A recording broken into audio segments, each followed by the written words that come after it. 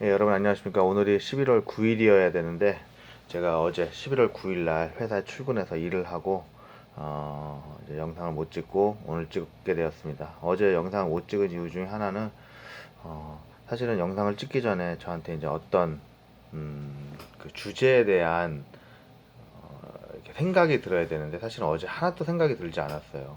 뭐 일 때문일 수도 있고 여러 가지 이유일 수도 있겠지만 어쨌거나 저에게 주제가 들어오지 않았는데 한다는 게 어려워서 어제는 못했습니다. 그리고 어제도 이제 부모님한테 못 갔다 왔죠. 예, 일을 하느라고 못 갔다 왔습니다.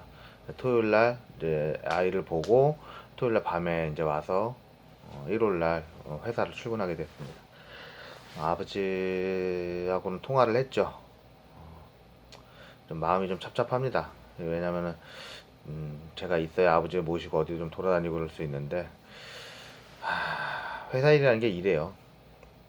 그게 뭐 마음대로 되는 게 아니니까요. 뭐 저도 잘 알고 있으니까요. 그냥 가슴이 좀 먹먹합니다. 제가 오늘 여러분에게 드리고 싶은 말씀은 귀신의 나라, 귀신의 나라에 대해서 좀 알려드리고 싶어요. 제가 몇 번이나 말씀드렸다시피 귀신이 최종적으로 승리할 수는 없습니다. 왜냐면은 귀신은 인간의 힘을 빨아들이고 사는 거거든요. 왜 인간의 힘을 빨아들이냐? 그들 스스로가 자생할 수가 없어요. 그는 전부 다 그 귀신들도 따지고 보면 하나님의 피조물들인 거죠. 근데 사탄처럼 하나님께 이제 반기를 든 자들이 혹은 반기를 들지 않더라도 인간들에 의해서 만들어진 자들이 어 이제 인간에게 힘을 흡수해서 살아가고 있는 것들이 이제 그런 귀신들이거든요. 그럼 그들이 이제 하나님을 능가할 수가 없다는 것은 너무나 자명한 사실이기 때문에 그들 스스로가 살아갈 수 있는 방법은 인간을 통해서 자기들이 살아가는 거예요. 근데 그들이 왜 태어났느냐? 사실 그들이 태어나게 된 이유 중에서 가장 큰 이유는 인간입니다. 인간. 결국 인간들이 그것을 원하는 거죠. 그들이 그걸 왜 원하느냐가 중요한 건데 하나님을 멀리하게 된 이유 중에 하나가 하나님을 모르는 이유 중에 하나가 어, 인간 스스로가 자기의 죄를 밝히고 싶어 하지 않기 때문이에요. 그걸 뭔가로 덮고 싶기 때문이에요. 그럼 무엇으로 덮을 수 있어요, 죄를? 사실은 죄는 덮을 수가 없습니다. 죄라고 하는 원죄라고 하는 것이 원래 있고 그것은 사라지지 않는데 그것을 갖다가 안 보이게끔 앞에 칸막이를 치고 싶은 거예요. 근데 그 칸막이가 크고 넓으면 넓을수록 자기 죄가 마치 없는 것처럼 보이는 거죠. 실제로 없어지지 않았어요. 그 죄는 그대로 있어요. 다만 그 칸막이에 가려져 있기 때문에 안 보이는 것 뿐이죠. 근데 이 칸막이가 컸으면 좋겠는 거예요.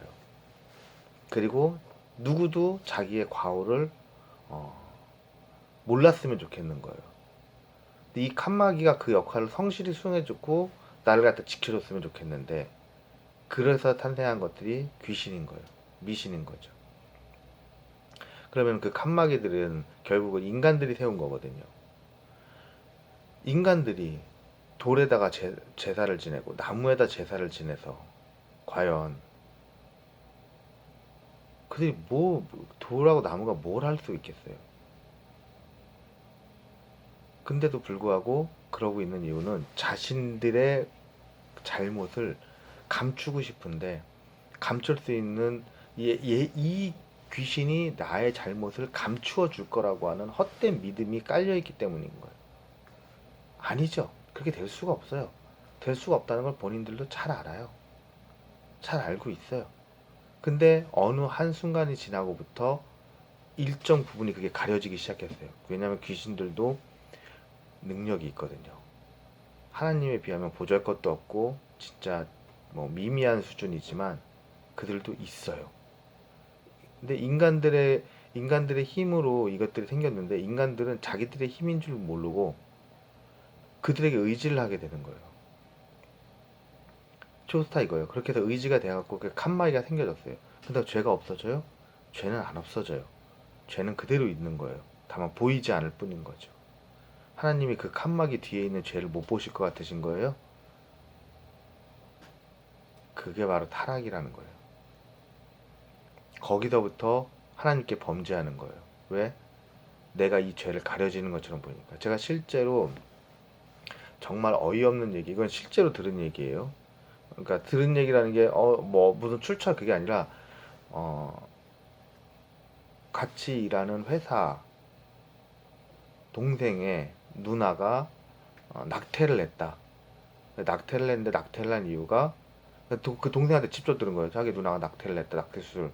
낙태 수술이라는 게 저는 뭐 굉장히 되게 무서운 거고 싫지만 어쩔 수 없는 선택일 수도 있다는 생각을 저는 하거든요. 그런 생각을 솔직히 해요. 근데 좋아하지 않아요. 분명히 저는, 왜냐면 저는 태아도 분명히 한 명의 생명이라고 생각하는 사람이기 때문에 좋아하지 않지만 어쩔 수 없는 선택이라는 것도 있을 수 있다고 생각을 해요. 그래서 물어봤어요. 아니 왜 그렇게 된 거냐 했더니 점쟁이가 그 아이가 태어나면 불행하다고 얘기를 했다는 거예요. 저 진짜 솔직히 그때 깜짝 놀랐어요.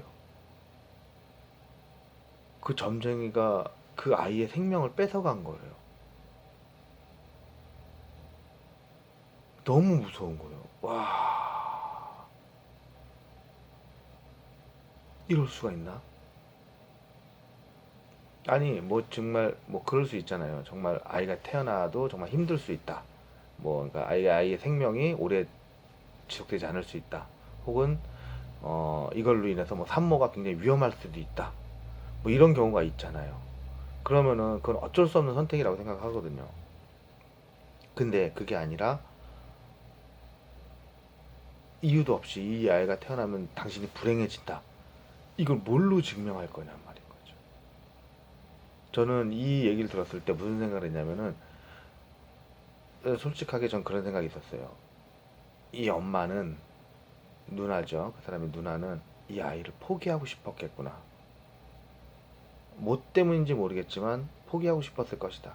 다만 그 명분을 찾은 거다. 명분이 뭐냐? 미신인 거죠. 점쟁인 거예요. 점쟁이를 통해서 자기의 자기의 그 생각을 합리화시키고 싶었던 거예요. 그 아이는 생명을 잃었어요. 이게 그 귀신을 믿는 사람들의 가장 큰 문제점이에요. 인간이 자기가 갖고 있는 문제점을 다른 것으로 덮으려고 하기 때문에 미신이 생기는 거고 귀신의 힘이 강해지는 거예요. 그들은 원죄를 없앨 수 없어요. 그건 없앨 수가 없는 거예요. 근데도 불구하고 그것을 가려주긴 하거든요. 근데 마침 가려주니까 남들이 다 이걸 모를 것처럼, 나는 이 죄가 없어지는 것처럼 행동을 하는 거예요. 안 없어져요. 그대로 있어요. 하나님께서 약조하신 그것이 이루어지기 전까지는 그건 그대로 있는 거예요. 우리들 흔히들 말하는, 저는 어떤 현상을 보고 그 나라가 그래서 그렇다 이렇게 얘기하는 건 전 그 굉장히 잘못이라고 생각해요. 그렇지 않아요. 그 나라가 그렇게 되는 것들 그래서 어떻게 될 거죠. 그렇게 된 적 없어요. 목사들이 그거는 다 거짓말들이에요. 솔직히 일본은 엄청난 귀신의 나라예요. 태국도 마찬가지고요. 그렇다고 해서 일본 사회가 당장 어떻게 되냐 그런 거 아니에요. 뭐 앞으로 어떻게 될 것이다 그런 것도 몰라요. 그냥 경제학적으로 그냥 그런 것 뿐이죠. 그리고 또 일본이 실제로 어, 엄청나게 아시아권에서는 부자 나라인 것도 사실이에요. 물론 경제적으로 따지면 빚도 엄청나게 많고 사실상 회복 불능의 상태에 들어간 것도 맞지만 어쨌거나 아시아에서 가장 선진국이라고 말할 수 있는 건 일본인 거예요. 거기까지 되기까지는 귀신의 도움도 컸고요. 삼성 이건희 회장이 믿고 있는 것도 원불교예요. 강력한 귀신은 이 정도 힘은 있어요. 그러면은 귀신을 믿는 게 더 낫지 않느냐 이렇게 말을 할 수도 있는 거잖아요. 근데 그게 왜 어리석은 거냐면은 그 귀신들이 여러분의 생명을 영원히 지속해 주진 못해요. 여러분의 생명은 결국은 하나님께서 정하시는 거예요. 언제 죽을지, 어떻게 죽을지. 우리는 그 정해진 결과 전에 과정을 돌출해내는 거예요. 그 과정이 내가 하나님의 자녀가 되느냐 아니냐, 이 두 가지로 나눠지는 거고요. 우리가 하나님의 자녀가 될 수 있는 우리는 권리를 받았어요. 이 권리를 포기할 필요가 없는 거죠. 다만 이 권리가 쉽지만은 않아요. 내가 내 스스로가 이런 것들을 지키기 위해서 굉장히 많은 노력을 해야 되는 건 사실이에요. 이게 어려우니까 쉬운 길을 찾고 싶은 거예요. 그게 미신인 거예요. 어? 이렇게 하면은 얘는 뭐 귀신을 모시는 게 무슨 신을 모시는 게 더 힘들어요. 왜 그러겠어요? 왜 그렇게 되겠어요? 여러분, 언니들 이거는 교회도 문제예요. 교회도 분명히 이런 일이 있어요. 저 되게 싫어하는 것 중에 하나인데 공포를 이용한 마케팅을 잘해요. 잘못된 교회들이 제일 잘못하고 있는 것 중에 하나가 이거예요. 공포 마케팅. 사람들 알고 겁을 줘서 이렇게 안 하면 뭔 일이 일어날 것처럼 말하는 거. 근데 그걸 갖다가 가장 쉽게 하는 게 미신들이에요. 되게 쉽게 하는 거죠. 근데 옛날에 흔히들 하는 말이 있었잖아요. 올 여름에는 물가에 가지 마라. 조심해야 된다. 너 물을 피해야 된다. 당연히 여름에는 물 조심해야 돼요. 당연한 거예요. 그냥 당연한 소리로 하는데 듣고 있다 보면은 내가 물을 피해야 될 것 같은 생각이 드는 거죠.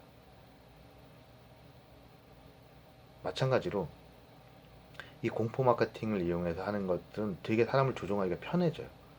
이게 말도 안 되는 것도 들어져요. 아, 이걸 왜 하지? 이걸 왜 속지라고 생각하는 그것도 할 수 있게 돼요. 이 공포 마케팅은 되게 이렇게 하기가 어려운데 한 번만 하면은 거의 그쵸, 성공시킬 수 있어요. 그게 장점인 거예요. 여러분들은 여러분들이 알고 있는 것들이 무엇이든지 간에, 알고 있는 뭐 다른 귀신들이 무엇이든 간에 그 귀신들이 영생을 주리라라고 말했던 적이 있는지를 생각해 보세요. 왜 그걸 못하는지를 잘 생각해 보시고요. 그들이 마련한 집이 있나요? 그들이 당신이 죽으면 어디로 데리고 가겠다고 하는 게 있나요? 당신들은 그들의 일부가 될 뿐이에요. 귀신의 나라 사람들이 불쌍한 이유 중에 하나가 그건 거예요. 그거밖에 못 봤으니까. 그게 단주를 알 테니까. 우리가 그들에게 하나님의 말씀을 전해야 되는 이유도 그건 거예요. 더 그들을 알려야 되니까. 최소한 선택지는 줘봐야 되니까. 여러분이 여러분 스스로에게 질문을 해야 될 시간이 왔어요. 왜 나는 하나님을 믿고 있는가? 나는 왜 예수님을 따르고 있는가? 우리는 왜 하나님의 자녀가 되는 것이 옳은 선택인가? 이것에 대한 해답을 찾는 것이 여러분의 인생인 거예요. 저도 그 해답을 조금 풀어봤어요. 그래서 제가 과거보다는 좀 더 나아졌다고 생각을 하고 있는 거고요. 앞으로도 그 길을 충실히 이행할 수 있도록 노력을 할 겁니다. 여러분도 여러분 자신과 여러분이 알고 있는 모든 사람들이 그 길을 알기를 바라고 수요일 날 뵙겠습니다. 감사합니다.